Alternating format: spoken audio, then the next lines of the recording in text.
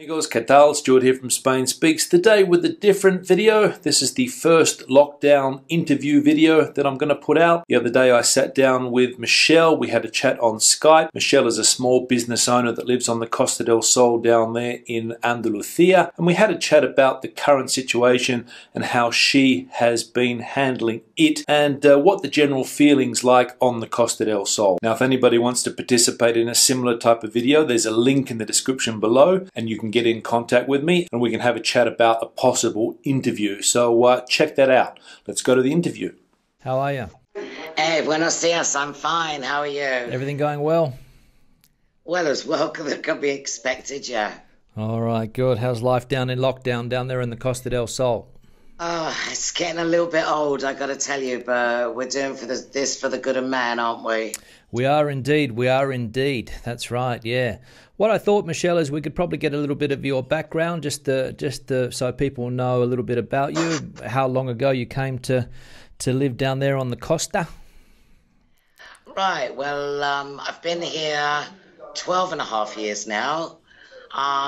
We came here because my other half was offered a job opportunity. We came out to have a look, fell in love with the Costa del Sol. Who cannot? And so we moved here. We sold up lock, stock and barrel and we moved over here. The job didn't work out. We ended up buying a company, which we still own to this day. We do, am I allowed to say what we do? Yeah, go for it. Okay, we do awnings, we do glass curtains, blinds, the security shutters, mosquito screens. Look at us as the Hillary blinds of the coast. Okay, great. And what's the name of the business, Michelle? The company's called Ace of Shades. Ace of Shades. All right, good. So anybody, you can find us on Facebook or on the web. All right, great. So anybody down there on the Costa del Sol that's looking for a toldo, as they say in Spanish? Yeah, or cortinas cristales. There we go. You're the person to talk to. All right, good. So what was it that made you fall in love with the Costa del Sol, Michelle? It's got to be the weather, to be honest with you. I hate the cold. I spent 15 years in California, moved back to the UK, decided I couldn't hack it, and then drove my husband crazy to move to Spain. And he said, not till the kids have moved out and left home. So once they did that and they got lives of their own, here we are. Far enough away. Do they come down to visit you, or any of them living down there with you now? We've had them come out and live with us on periods of occasions, but they've decided that it's not for them, so thank God they're all back in the UK. All right, good. And how often do you get back to the UK? Do you go back at all? We try and get back once or twice a year because my family, my brother's there, but I have a sister in Idaho as well, so it's a little bit difficult. But we did have a big family reunion last January. My niece got married, and so everybody came from all parts of the globe, which was absolutely fantastic. My brother was supposed to be out here next week. Yeah. Unfortunately, not going to happen. No, a lot of people have had their travel plans disrupted, unfortunately, by this problem that we have at the moment. Yeah. That's one thing that I wanted to ask you, Michelle. What's the general feeling down there on the Costa del Sol? Are people optimistic that the tourist season is going to pick up in a few months, or are people a little bit more negative and thinking that nothing's going to happen until December? What's the message that you're picking up? The message we're picking up down here is holiday season is done here. We are not going to have any tourism here this summer. Even if they release the lockdown and they let us out and they see that that's having an effect, that's going to take some weeks as well. It's going to be a while, I think, before they open borders and airports and have incoming traffic from other countries. That's personally what I feel is going on here. Mm-hmm. So it's a bit of a negative vibe down there at the moment. Unfortunately, I got a message this morning saying that there's a lot of bars that are up for sale as well. Oh, really? So, yeah, it's not having a good effect on the Costa del Sol, that's for sure. No. Are people aware of if any of the government support's getting through, any of that money that they've been promising? There are a few people that have received money. They've had checks into their account. Unfortunately, I don't seem to qualify. I don't seem to be in that category, so I get nothing from the government. Basically, what they want me to do they've told me to stop paying my autonomo. Yep. And they've told me I don't have to pay my taxes for this quarter of the year. But then they say to me, if I had paid 300 autonomo this month, they basically would give me 300 euros back. Oh, okay. So it's sort of really no point. So I've resigned myself to the fact that I'm not going to get any help from the government at all. Yeah, yeah. Well, what's your general impression on the way that the situation is being handled? I mean, I've got a lot of respect for the Spanish, I've got to say. And I think that what they're doing is the right thing. They are keeping people apart. I think they are looking out just for our security and our safety, which, you know, respect to them, that's fair enough. This lockdown thing is getting a little bit old. I see that they've, you know, as of Monday, children will be able to go for a kilometre walk with a parent. Yep. That's great. But what about people my age? I live in a residential neighbourhood. I could walk around my block and not see anybody. So why can I not go out? If I've got masks and everything, why can I not go out just to the end of my road and back? Yeah, that's been one of the big questions that's been popping up on the comment section in some of the videos. You know, it should be different depending on where you're living. I agree. I've looked at the comments as well on your posts. Yeah. A lot of people feel that it's very Madrid central, very Barcelona, you know, focusing on those big cities and not really taking into account people that are living in rural areas, people that are living in places like the Canary Islands, people that are living maybe somewhere where there's no one around, you know? Yeah.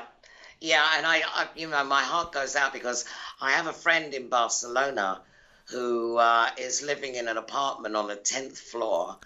They have no balcony, no terrace. They just have windows. And, of course, the windows only open so far because there's the health and safety, you know.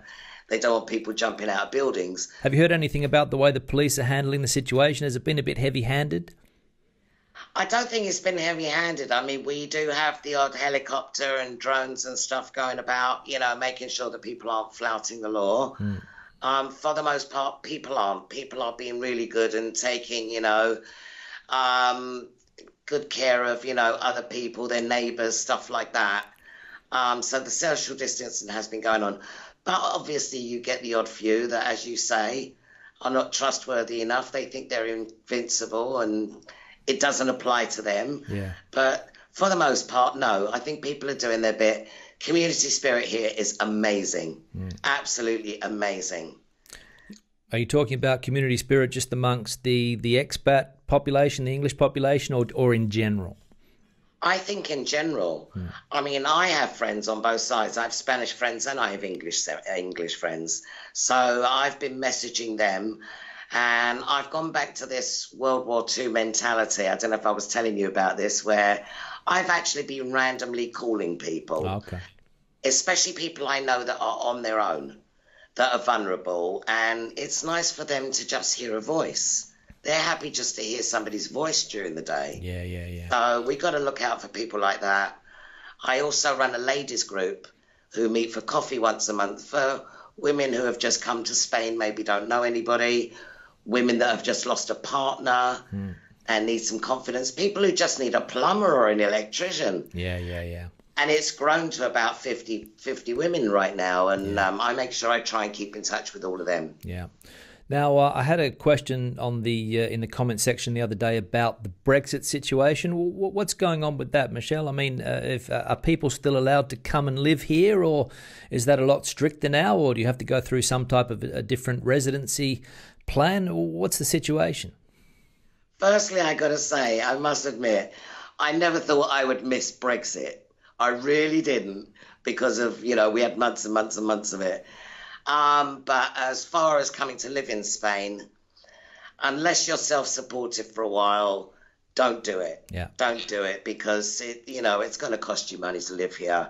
Secondly, all the municipal buildings are closed. So anything to do with NIEs, changing of driving licenses, that sort of, official paperwork that you're going to need is taking a super long time. Yeah. And there is a backlog of people waiting. Yeah, so you're just joining the end of the queue. Yeah. So, yeah, it's a little bit tricky at the moment, I must admit, if you're not 100% resident and everything. Yeah, because the bureaucracy did get a bit bogged down, didn't it, there for a while, with people that are trying to get driver's license changed over, people that were trying to get their NIE card, people that were trying to do the padron, you know, in the local town hall. So it got a bit complicated there for a while, probably, and now it's just going to be even more blocked up, I would say, right?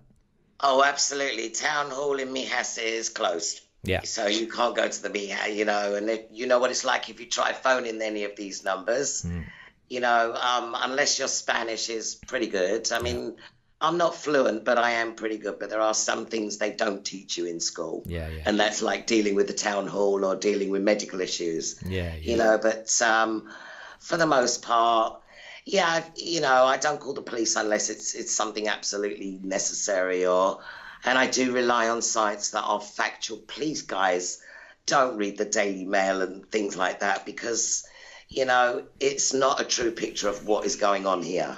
What's the situation like back in the UK compared to here, from what your kids tell you or your friends back there? Is there a lot of differences? They seem to have a lot of the similar situation that we have as far as the grocery stores and stuff, but they seem to be a lot more lax than us. Yeah. They can go to the hardware store, for example, you know, a trip to B&Q is acceptable. To go out for an hour on a bike or run or whatever, depending, you know, it doesn't matter how many people are in the park. Yeah. They're still allowed to do it, whereas you know that we're not allowed to do anything like that at all. Yeah. And unfortunately, their numbers are climbing. Are they? But the good news is not, you know, that's bad. That is good news. But the good news is for the last few days here in our province, in Andalusia, the numbers are coming down. Yeah, well, I think Andalusia has been one of the best provinces in Spain, or one of the best regions in Spain, let's say, or one of the best autonomous communities, if we want to get too technical. Yeah. I think you've had quite a low amount of cases according to the statistics. So that's been positive. So again, that all adds to the questions people are asking. You know, maybe we should have some type of relaxation rules according to areas, rather than, you know, taking everything from Madrid. I don't think the world is going to go back to normal. I don't think somebody's going to snap their fingers and we're all going to go out and go to bars and restaurants the way it was. Yeah. I think it's going to be a gradual process of getting us out there, especially more so here as it's a tourist resort. We are being encouraged this year to take holidays in Andalusia. Oh, really? And not to travel abroad, yeah. And I believe the British are being encouraged to do the same. They're being encouraged to take British holidays. I do believe, I've heard on the grapevine, and please don't take this as fact, but I have heard on the grapevine that hotels will be offering us residents and Spanish people certain discounts to, you know, if I want to go spend a weekend or a week in Benalmádena or Torremolinos, you know, it might be beneficial to me. Would you consider going to another part of Spain, maybe to the north, or to somewhere else?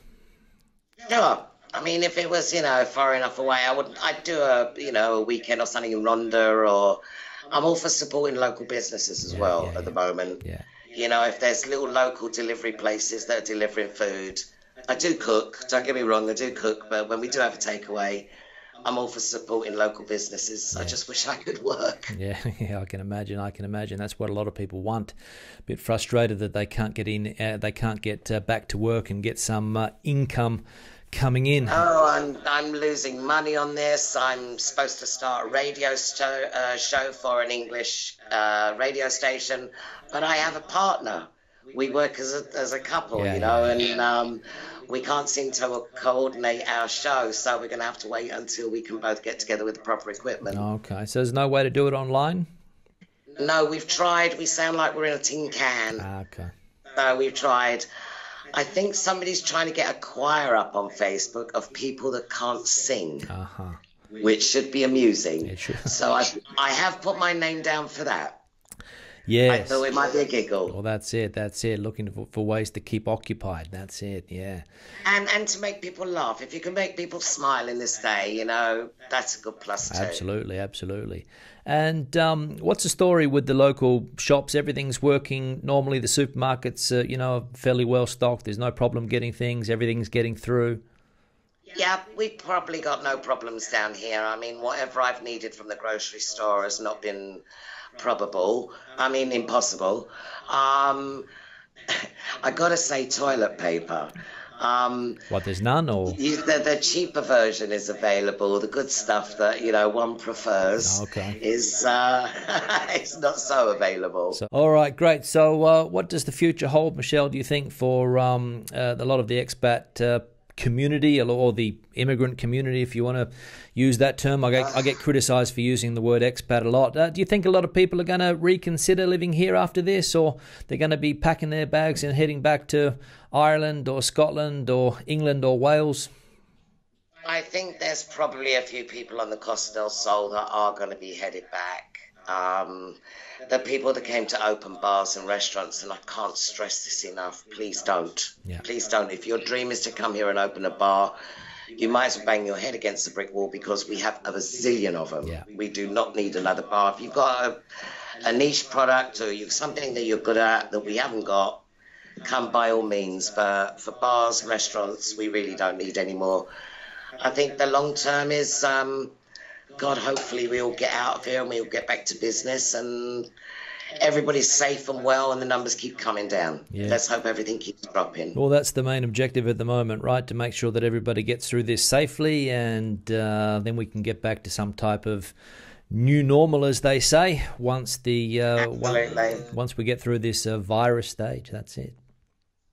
So to all the people out there, please, I've been saying this on the radio for years, stay safe, stay home. We're all doing this for the good of everybody. Mantenerse a salvo. That is the Stay word. safe. That's it. Yeah, try to keep everybody safe. Try to keep everybody safe and sound. That's exactly right. All right, great, Michelle. We'll wrap it up there. Thanks for your input. Fantastic. All right. Great talking to you, Stuart. All right. It's been really good. Great, Michelle. Great talking to you as well. See you later. Thanks. Bye-bye. Hasta luego. Bye. So there you go. Good to get another point of view on what's happening here in Spain. Questions or comments, please leave them in the section below. Give the video a thumbs up if you liked it. And again, if you want to participate, there's a link in the section below. Hasta luego. Stay safe.